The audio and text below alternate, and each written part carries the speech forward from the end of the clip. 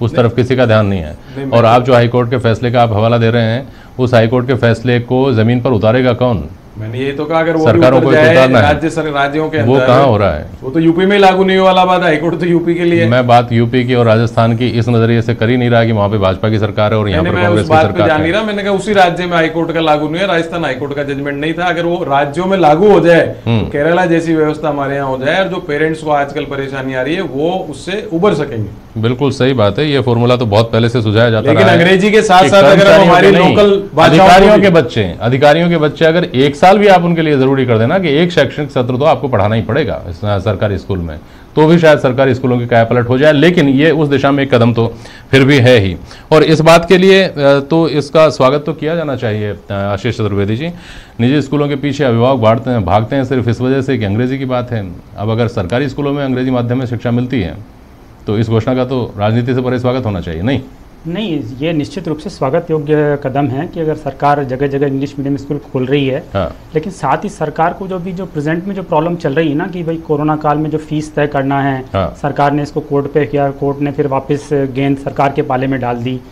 तो ये निश्चित रूप से सरकार को पहले ही तय करना था। सरकार के पास पूरा एक स्ट्रक्चर है, डीओ है, ऑफिस है, उनके पास लास्ट ईयर का फीस स्ट्रक्चर होगा, इस साल क्या करना चाहिए, कितना अभिभावकों को रिलीफ देना है। तो अभी क्या है कि पेरेंट्स परेशान हैं। आप देखिए कि जगह जगह लोग रेट दायर कर रहे हैं स्कूल की तरफ से, इनकी तरफ से जो स्कूल हैं वहाँ अभिषेक मनु सिंघवी जी कहते हैं कि साहब आप 70% क्यों, आपको तो 100% लेना चाहिए फीसेज, और 5 हाईकोर्ट्स का वो हवाला दे रहे हैं। अब कोर्ट ने सही किया, कोर्ट ने राज्य सरकार पे बोला कि आप तय करके बताएं कि कितना इस पर फीस होना चाहिए, क्या कैप होना चाहिए। देखिए, जहाँ तक अंग्रेजी मीडियम की बात नहीं, पहले आप जिस तरफ ले गए हैं बहस को, मैं उसके ऊपर आपसे कुछ सवाल करूंगा।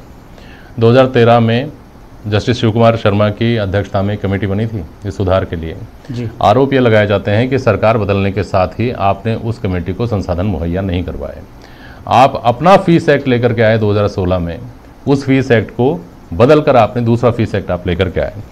उसके बाद आपने इस बात की चिंता क्यों नहीं की कि 2016 के फीस एक्ट के मुताबिक फीस रेगुलेशन कमेटीज स्कूलों में बने, उसको लेकर सुप्रीम कोर्ट में, हाई कोर्ट में और फिर सुप्रीम कोर्ट में चले जाया गया, और उस मामले में कोई प्रभावी पैरवी नहीं होने की वजह से आज दिनांक तक वो आदेश सुप्रीम कोर्ट का, वो स्थगन आदेश प्रभावी है। स्कूलों में रेगुलेशन कमेटी है ही नहीं, जिसका प्रस्ताव आप लेकर आए थे 2016 में, जिसके 2 साल बाद तक आपकी सरकार रही।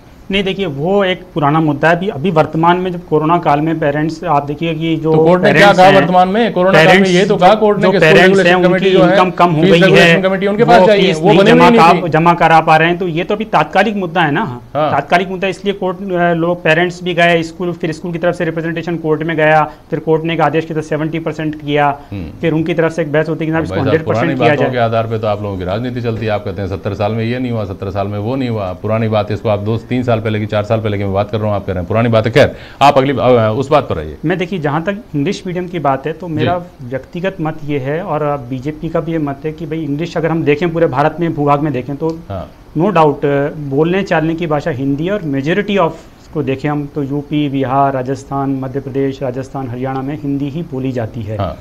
ठीक है, लेकिन अगर हम हायर एजुकेशन की बात करें तो अक्रॉस द कंट्री, आप चाहे मेडिकल की बात करें, चाहे इंजीनियरिंग की बात करें, चाहे लीगल प्रोफेशन की बात करें, तो आपको इंग्लिश आना चाहिए, इसमें कोई दो राय नहीं है। एक बच्चे को अगर तरक्की करनी है तो उसको इंग्लिश अच्छी आनी चाहिए।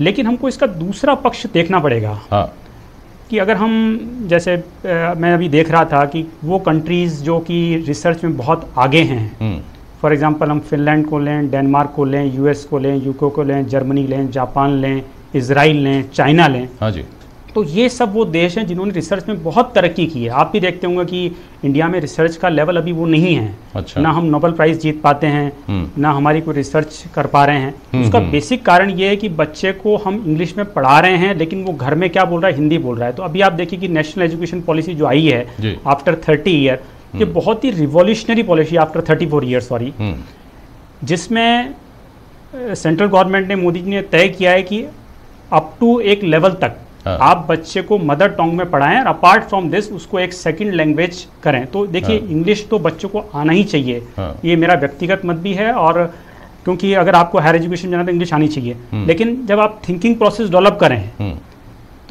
तो थिंकिंग प्रोसेस तभी डेवलप होगा ना। अभी क्या होता है, देखिए बच्चे के साथ 2 दिक्कतें आती है। फॉर एग्जाम्पल, वो एक साइंस पढ़ रहा है, 4th क्लास का बच्चा, या सोशल स्टडीज़ पढ़ रहा है, तो उसको दो फ्रंट में दिक्कत आ रही है, एक तो सोशल स्टडी में दिक्कत आ रही है, एक लैंग्वेज में दिक्कत आ रही है। तो उससे जो उसकी लेटरल थिंकिंग है वो डेवलप ही नहीं हो पा रही है। आप देखिए कि इजराइल में तो up to PhD level, tertiary level तक जो है वो हिब्रू चल रही है, फ्रांस में फ्रेंच चल रही है। तो कहीं ना कहीं हमको इंफ्रास्ट्रक्चर डेवलप करना पड़ेगा। हालांकि ये बात सही है कि पूरे देश में हम हिंदी डेवलप करने की स्थिति में भी नहीं है। नहीं, आप अंग्रेजी व्यक्तिगत रूप से आप अंग्रेजी की पैरवी भी कर रहे हैं।